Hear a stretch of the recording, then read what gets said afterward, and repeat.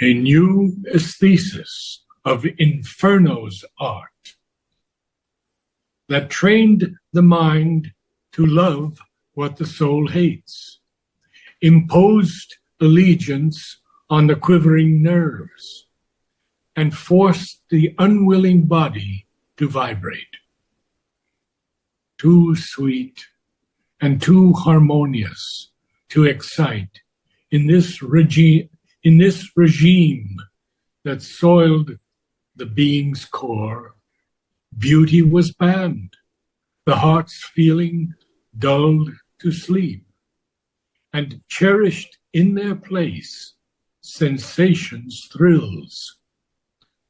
The world was probed for jets of sense appeal. Here, cold material intellect was the judge, and needed sensual prick and jog and lash, that its hard dryness and dead nerves might feel some passion and power and acrid point of life. A new philosophy theorized evil's rights, gloried in the shimmering rot of decadence, gloried in the shimmering rot of decadence, or gave to a python force persuasive speech, and armed with knowledge the primeval brute. Over life and matter only brooding bowed, mind changed to the image of a rampant beast. I have to go to the next page.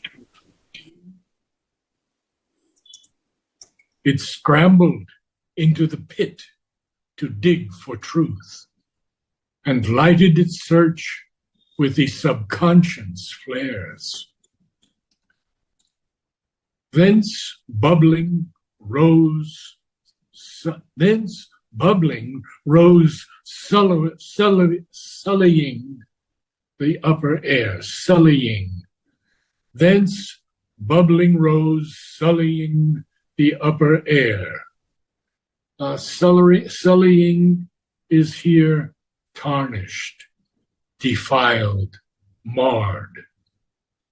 The filth and festering secrets of the abyss. This it called positive fact and real life. This now composed the fetid atmosphere. A wild beast passion crept from secret night to watch its prey with fascinating eyes. Around him, like a fire with sputtering tongues, they lolled and laughed a bestial ecstasy. The air was packed with longings, brute and fierce, crowding and stinging in a monstrous swarm, pressed with a noxious hum into his mind, thoughts that could poison nature's heavenliest breath. Forcing reluctant lids assailed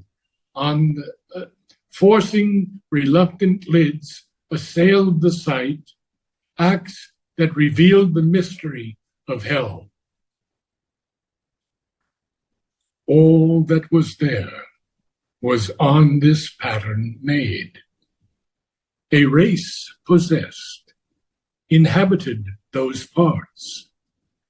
A force demoniac lurking in man's depths that heaves suppressed by the heart's human law, awed by the calm and sovereign eyes of thought, can, in a fire and earthquake of the soul, arise and, calling to its native night, overthrow the reason, occupy the life, and stamp its hoof on nature's shaking ground. This was for them their being's flaming core. Oh, he's telling us here what he is seeing. And he sees this filth and these festering secrets of the abyss. And those who lived there called it positive fact and real life. And this is what composed the fetid, the smelling, stinking, malodorous atmosphere. And then he tells us a wild beast passion crept from secret night to watch its prey with fascinating eyes. So this wild beast passion is creeping from the secret night to watch its prey. In other words, those who are attracted with fascinating eyes. Around him, around Ashwapati, like a fire with sputtering tongues, they lolled and laughed, a bestial ecstasy. Now, lulled here is sort of hung around. It's an interesting word. It means usually leaned or lounged in a lazy or relaxed manner.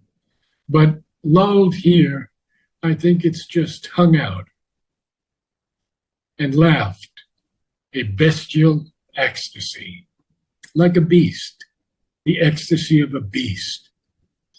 The air was packed with longings, but what kind of longings? Brute and fierce. And then we see that crowding, because there's a semicolon after fierce, crowding and stinging in a monstrous swarm, pressed with a noxious hum into his mind, Ashwapati's mind, thoughts that could poison nature's heavenliest breath. Imagine how he had to withstand and face all of this horror. Forcing reluctant lids assailed the night.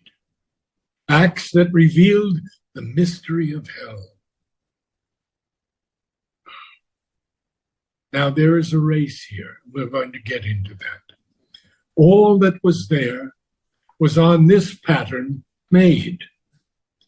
A race possessed inhabited those parts. A force demoniac lurking in man's depths.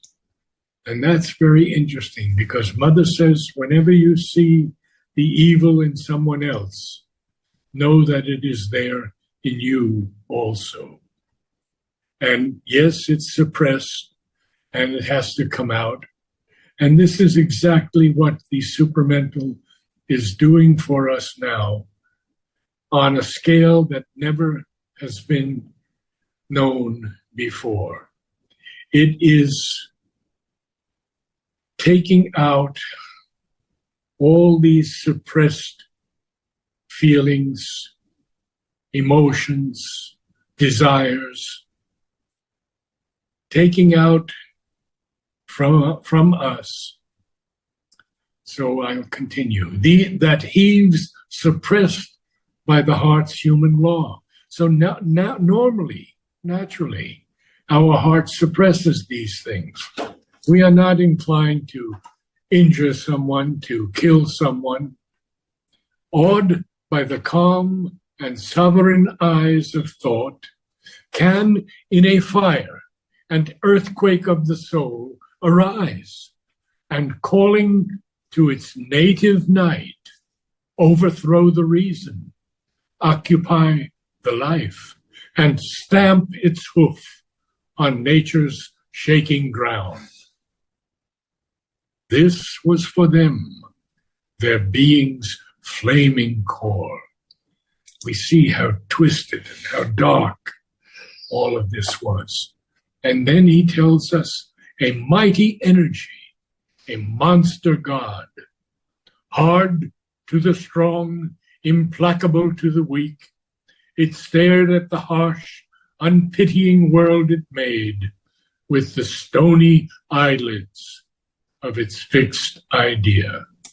So these beings that are here, they're demoniac, they're lurking in man's depths, and they can arise and go into the darkest night by overthrowing the reason and occupying the life. And this force could then stamp its hoof on nature's shaking ground. This was for them their being's flaming core, a mighty energy, a monster god, hard to the strong, implacable to the weak. It stared at the harsh, unpitying world it made. Stared how? With the stony eyelids of its fixed idea. Its heart was drunk with a dire hunger's wine. In others' suffering felt a thrilled delight, and of death and ruin the grandiose music heard. To have power, to be master, was sole virtue and good. It claimed the whole world for evil's living room. Its party's grim totalitarian reign, the cruel destiny of breathing things, all on one plan was shaped and standardized. Excuse me.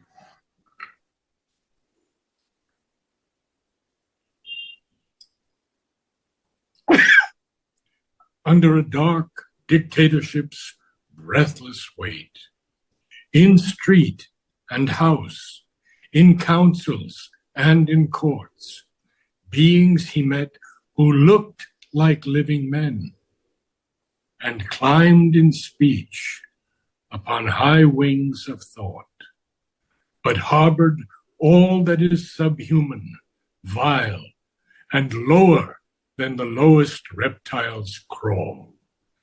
Interesting line, beings he met who looked like living men and climbed in speech upon high wings of thought, but harbored all that is subhuman, vile, and lower than the lowest reptile's crawl. The reason meant for nearness to the gods, and uplift to heavenly scale by the touch of mind, only enhanced by its enlightening ray, their inborn nature's wry monstrosity. So, this reason that is meant for nearness to the gods and meant for uplift to heavenly scale by the touch of mind, only enhanced by its enlightening ray, their inborn nature's wry monstrosity. Often a familiar visage, studying joyfully, encountered at some dangerous turn, hoping to recognize a look of light. His vision, warned by the spirit's inward eye, discovered suddenly hell's trademark there, or saw with the inner sense that cannot err, in the semblance of a fair or virile form, the demon and the goblin and the ghoul. Oh. So we see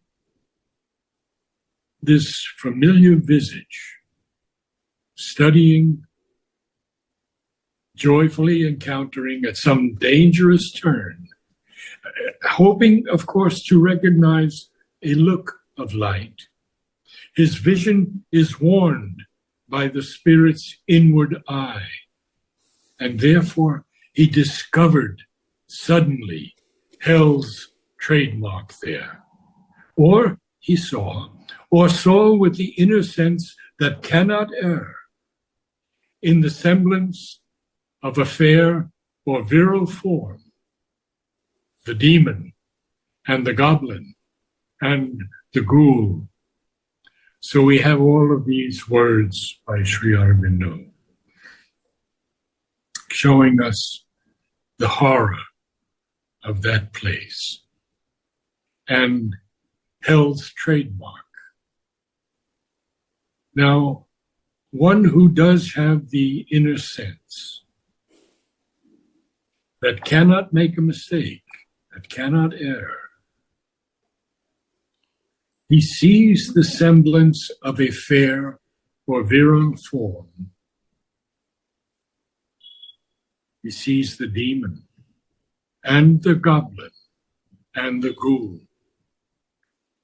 And insolence reigned of cold, stone-hearted strength, mighty, obeyed, approved by the Titan's law, the huge laughter of a giant cruelty, and fierce, glad deeds of ogre violence. Sri Aurobindo has written extensively on the Titan, and we see the word capitalized here, which refers to this Titan, this being that wants to climb to his own idea of Godhead by trampling everything else. The huge laughter of a giant cruelty and fierce, glad deeds of ogre violence.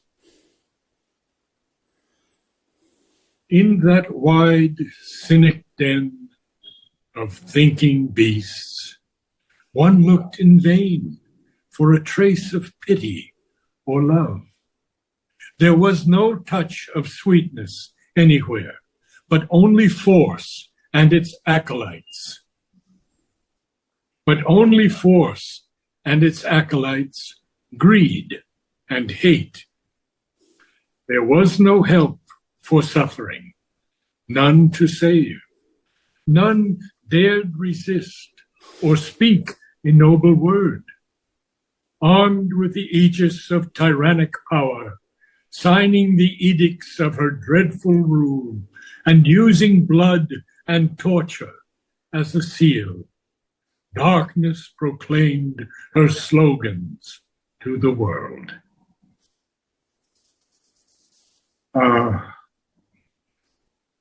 Shall we stop there tonight? I think so. I know it's early, but that's a lot. Quite for a me. portion of darkness, yes. Yeah. You know that the mother didn't like to read these cantos, she said. No. And Temi absolutely forbid me to read them. Mm. She would say, go on to book 3. Mm. Don't read book 2 at all. But I think we have to go through it because we have to try and understand these forces that would like to play with us, overcome us, use us. Yeah. Interestingly, he says that actually it becomes a norm for human beings to live in this treacherous, poisoned atmosphere. And it made me think about Soviet Union times, of Stalin's times, where every word or every look or every deed could become treacherous, So, yeah, and he would tell them to kill them. Right. So many were killed, and he would say, not enough at night. It is amazing how we could make a law or norm for us to live in this treacherous atmosphere. So to say, we have a capacity of consciousness. Consciousness is somehow has unlimited capacity to experience all kinds of forms of life. Yes. And Exactly.